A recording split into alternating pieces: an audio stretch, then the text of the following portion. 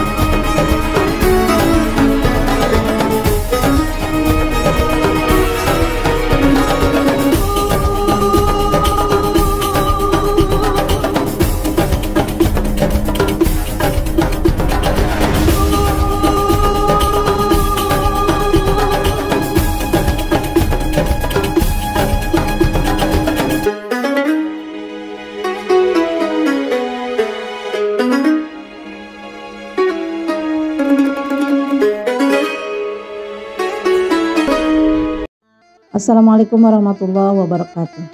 Alhamdulillah, wassalatu wassalamu ala rasulillah wa ala alihi wa sahbihi wa mawala. Apa kabar sobat semua? Semoga sehat walafiat, terutama Anda calon tamu Allah. Semoga dalam kesehatan dan dimudahkan segala urusannya. Amin ya rabbal alamin. Kali ini Umi hadir dengan bahasan tentang rukun haji, yaitu sa'i. Mungkin sebagian yang sudah pernah ke Tanah Suci paham bagaimana itu sa'i. Tapi bagi yang belum pernah, yang baru akan melakukan perjalanan perdana, mungkin masih belum paham betul apa itu sa'i, bagaimana caranya, dan apa tantangan-tantangan saat melakukan sa'i. Nah, berikut ini kita bahas dalam video kali ini. Seperti biasa, mohon dukungannya untuk channel ini agar terus berkembang, bermanfaat untuk umat, dan Umi doakan yang mendukung channel ini diberi pahala yang sama dengan Umi, kemudian diberikan juga kemudahan untuk bisa berangkat ke Tanah Suci. Amin ya rabbal alamin. Apa itu sa'i, bagaimana syarat sahnya, serta tantangan apa saja pada saat melakukan sa'i.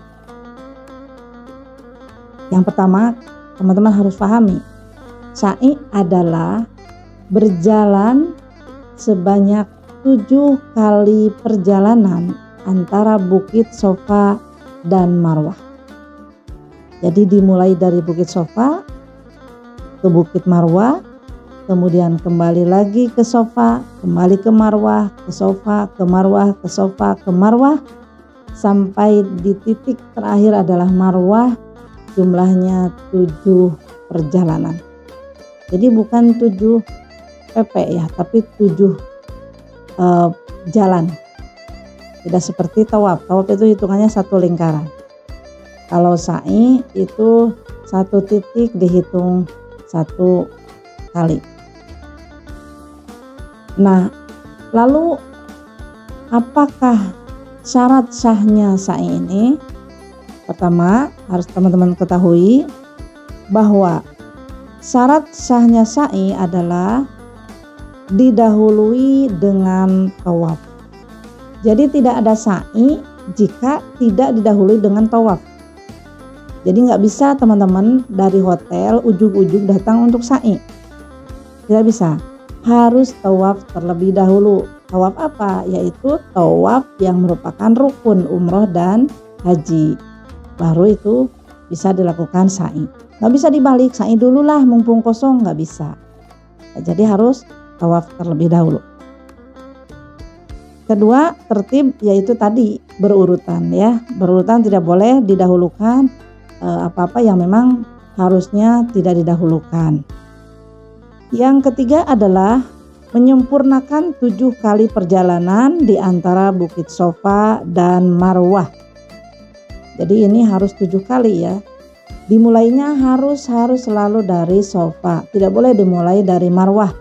Mentang-mentang Anda datang dari dekat pintu Marwah lalu dimulai dari Marwah, nggak bisa. Jadi harus dimulainya dari Sofa hitungannya ya, dan selalu akan berakhir di Marwah. Kemudian selanjutnya adalah dilaksanakan di tempat sa'i. Nah, tempat saya ini di mana? Tempat saya ini, sahabat Umi, pada awalnya dahulu kala adalah terpisah dengan Masjidil Haram. Jadi dulu tempat saya ini Bukit Shofanya berjarak sekitar 100 meter dari Ka'bah. Kemudian marwahnya berjarak 350 meter dari Ka'bah. Nah, tapi seiring dengan ekspansi perluasan Masjidil Haram, maka Bukit Shofa dan Marwah ini akhirnya berada di dalam area Masjidil Haram. Jadi sekarang itu bukitnya nampak tidak besar, tidak tinggi karena sudah tertutupi bangunan masjid. Dan juga kaki-kakinya kan sudah menjadi lantai-lantai masjid. Itu. Tapi zaman dahulu itu terjadi sebelum tahun 1955-an. Shofa dan Marwah masih terpisah dari bangunan Masjidil Haram. Karena sekarang luas ya, jadi akhirnya masuk ke dalam area masjid. Tapi keuntungannya adalah saat kita sa'i itu di tempat yang nyaman, yang teduh ya, dan serasa tidak keluar masjid ya. Walaupun tetap kita berjalan lumayan jauh juga ya. Berapa jarak antara Bukit Shofa dan Marwah ini? Jaraknya kurang lebih sekitar 450 meter satu perjalanannya ya. Jadi antara Shofa ke Marwah 450 meter. Berarti kalau satu sa'i itu ya dengan 7 kali perjalanan, maka kalikan saja menjadi 450 dikali 7, kurang lebih di sekitar 3,15 km. Ya lumayan ya, bagi yang jarang jalan kaki itu lumayan lelah juga ya, lumayan jauh bagi yang jarang jalan ya. 3,15 km di totalnya. Nah, kemudian bagaimana tata cara melakukan sa'i ini? Tata cara melakukan sa'i ini, pertama, setelah Anda melakukan tawaf atau mungkin dilanjut dengan sunnah tawaf atau sholat sunnah tawaf, maka Anda cari pintu menuju mas'a. Anda cari pintu menuju mas'a atau menuju tempat sa'i. Pada saat Anda hendak mendaki Bukit Shofa, sebelum melakukan sa'i ada doa, yaitu Bismillahirrahmanirrahim. Abda'u bima bada'allahu bihi wa rasuluh. Inna Shofa wal marwata min sya'airillah. Faman hajjal baita aw ya'tamara fala junaha alaihi ayyat tawafa bihima. Wa man tatawwa'a khairan fa innallaha syakirun alim. Nah, itu doa yang dibaca pada saat Anda mendaki Bukit Shofa ya, sebelum memulai sa'i ini. Kemudian dilanjut dengan doa. Doa apa? Doa di atas Bukit Shofa sambil mengarahkan wajah atau badan Anda ke Ka'bah ya. Allahu akbar, Allahu akbar, Allahu akbar walillahil hamd. Allahu akbar ala ma hadana walhamdulillahi ala ma aulana. La ilaha illallah wahdahu la syarikalah. Lahul mulku wa lahul hamdu yuhyi wa yumit biyadihil khair wa huwa ala kulli syai'in qadir. La ilaha illallah wahdahu la syarikalah. Anjaza wa'dah wa nasara 'abdah wa hazamal ahzaba wahdah. La ilaha illallah wa la na'budu illa iyyahu mukhlishina lahuddin walau karihal kafirun. Nah, pada saat Anda berada di Bukit Shofa ini tidak ada gerakan khusus. Misalkan melambaikan tangan ke Ka'bah, tidak ada. Tapi yang ada adalah sebagaimana ada berdoa, ya pada saat berdoa kita mengangkat tangan saja. Jadi tidak ada mengecup lagi Ka'bah. Itu tidak ada. Walaupun memang banyak atau kita lihat beberapa jamaah melakukannya. Kemudian setelah Anda benar-benar berada di Bukit Shofa, Anda silakan mengarahkan langkah kaki Anda untuk turun dari Bukit Shofa. Nah, pada saat di Bukit Shofa ini juga, pada saat akan turun, ada doa. Doa putaran pertama. Itu sebenarnya semua biasanya sudah ada lengkap di panduan atau buku-buku doa seperti ini ya. Buku doa haji dan umroh. Atau mungkin dibimbing sama mutawib atau pembimbingnya ya. Nah, kemudian dalam perjalanan itu Anda akan mendapati satu pilar atau lampu hijau ya. lampu hijau. Di atas kita itu ada lampu ya, beberapa lampu. Mungkin ini di sini ada tayangan Umi tentang pal hijau. Nah ini pal hijau ini lampu yang digantung di sini ya.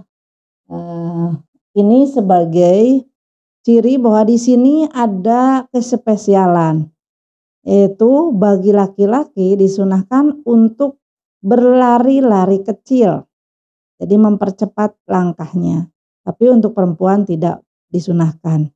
Sambil apa? Sambil membaca doa, Rabbighfir warham wa'fu watakarram watajawaz amma ta'lam innaka ta'lam ma la na'lam innaka antallahul azzul akram. Nah ini dibacakan sepanjang lampu hijau ini. Biasanya cukup untuk 2 kali atau 3 kali ya kalau cepat bacanya ya. 3 kali silahkan dibaca. Dan disinilah biasanya momen jamaah perempuan dan laki-laki itu akan terpisah agak jauh. Karena laki-laki berlari sementara perempuan itu tidak berlari. Kemudian pada saat kita akan mendaki ke Bukit Marwah, ada pula doa yang dibacakan. Seperti tadi, inna sofa wal marwata min sya'airillah, faman hajjal baita awi atamaro fala junaha alaihi ayat tawafa bihima wa man tatawwa khairan fa innallaha syakirun alim. Lalu dari Bukit Marwah kembali ke Sofa, dari Sofa kembali ke Marwah, di saat ada lampu hijau juga lakukan hal yang sama. Dan seterusnya. Maka terakhir Anda pasti harus mengakhiri perjalanan saya ini di Bukit Marwah. Jika belum nyampe Marwah, Anda ragu ini sudah selesai apa belum. Kalau belum Marwah berarti belum. Kecuali kalau kelebihan, tapi biasanya jarang kelebihan, yang ada adalah kurang. Lalu hal yang mungkin harusnya dibahas tadi ya di awal tentang apakah sa'i ini harus punya wudhu. Nah ini berbeda dengan tawaf. Untuk sa'i ini Anda tidak punya wudhu pun tidak apa-apa. Ya sebaiknya sih punya wudhu ya, dalam keseharian pun sebaiknya kita punya wudhu. Tetapi khusus jika ditanya apakah wajib atau tidak, maka pada saat sa'i ini tidak punya wudhu pun tidak apa-apa. Jadi boleh Anda batal wudhu menunaikan sa'i ini. Kalau tawaf kan harus punya wudhu. Lalu perbedaan juga antara sa'i dengan tawaf adalah jika tawaf itu harus full ya, 1 kali tawafnya 7 putaran tanpa terjeda, tanpa belok-belok atau megang Ka'bah dulu. Nah kalau sa'i ini boleh Anda jeda-jeda. Jadi jika Anda misalkan nih mau minum dulu di keran-keran yang ada di tengah ya, di jalur tengah itu ada keran air jam-jam. Anda boleh minum dulu. Anda boleh mungkin cuci muka dulu karena ngantuk, biar segeran gitu. Atau sakit kaki saya mau selonjoran dulu, boleh. Jadi nanti tinggal melanjutkan lagi sisa perjalanan yang belum diselesaikan. Lalu bagaimana jika pada saat sa'i datang waktu sholat?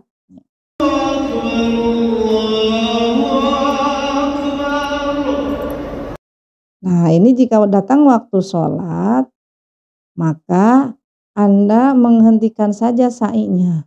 Kenapa? Karena memang pada saat sholat ini tempat sa'i pun akan dipakai sholat. Jadi suatu hal yang sulit untuk Anda melakukan sa'i sementara di jalurnya itu sudah banyak yang sholat. Jadi sebaiknya Anda hentikan untuk sholat berjamaah terlebih dahulu.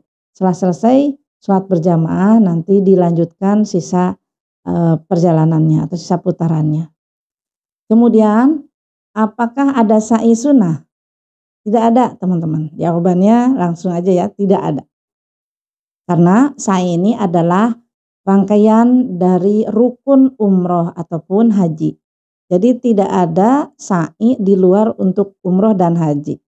Berbeda dengan tawaf. Kalau tawaf kan boleh menyengaja untuk tawaf saja. sunnah. Setiap masuk Masjidil Haram Anda bisa langsung tawaf. Kalau ini nggak ada, Anda masuk masjid untuk sa'i saja, tidak ada ya. Lalu setelah Anda melakukan sa'i, apa yang harus dilakukan? Setelah sa'i, baik dalam sa'i umroh maupun haji, artinya rukun umroh atau haji Anda tinggal satu lagi nih, yaitu tahallul. Maka Anda keluar untuk melakukan tahallul, yaitu memotong rambut. Nah, penjelasan tahallul nanti Umi jelaskan di video yang terpisah. Nah, itu teman-teman bagaimana tata cara melakukan sa'i. Sementara tantangannya adalah